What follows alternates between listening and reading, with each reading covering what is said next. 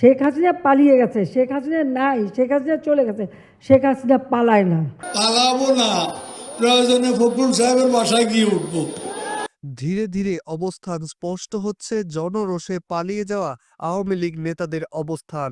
জানা যাচ্ছে তারা কে কোথায় আছেন।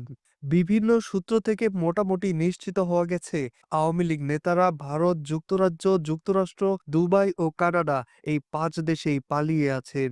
বিদেশে আত্মগোপনে থাকা নেতারা ইতোমধ্যে দেশে বিদেশে থাকা অন্যদের সঙ্গে যোগাযোগের একটি নেটওয়ার্ক তৈরি করেছেন। শেখ হাসিনার দিল্লিতে অবস্থানের বিষয়টি নিশ্চিত।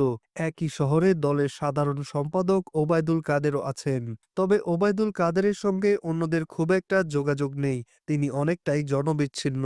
অনেকেই তার রাজনীতি শেষ বলে মনে করছেন। ভারতের পশ্চিমবঙ্গের কলকাতায় বেশিরভাগ কেন্দ্রীয় ও সহযোগী সংগঠনের নেতা এবং সাবেক মন্ত্রীরা অবস্থান করছেন।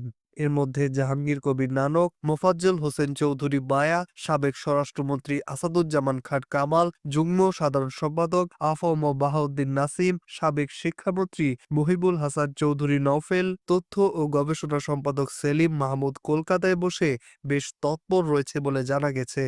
যুক্তরাজ্যে অবস্থান করছেন আওয়ামী লীগের সভাপতি মণ্ডলীর সদস্য আব্দুর রহমান, সাবেক সাংগঠনিক সম্পাদক ও প্রতিমন্ত্রী খালেদ মাহমুদ চৌধুরী, সাংগঠনিক সম্পাদক আবু সাইদ আল মাহমুদ স্বপন, সাবেক মন্ত্রী শফিকুর রহমান চৌধুরী সহ অনেকেই। সাবেক প্রতিমন্ত্রী মোহাম্মদ আরাফাত, দপ্তর সম্পাদক বিপ্লব বড়ুয়া, প্রচার সম্পাদক আমিনুল ইসলাম সহ আরও কিছু নেতা যুক্তরাষ্ট্রে অবস্থান করছেন।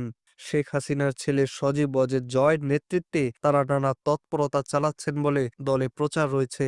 এছাড়া যুগ্ম সাধারণ সম্পাদক মাহবুবুল আলম হানিফ কানাডায় এবং আরেক যুগ্ম সাধারণ সম্পাদক হাসান মাহমুদ বেলজিয়ামে আছেন বলে জানা গেছে। মোহাম্মদ নাজমুল হাসান পুলক, আজকের বাংলা নিউজ ডেস্ক।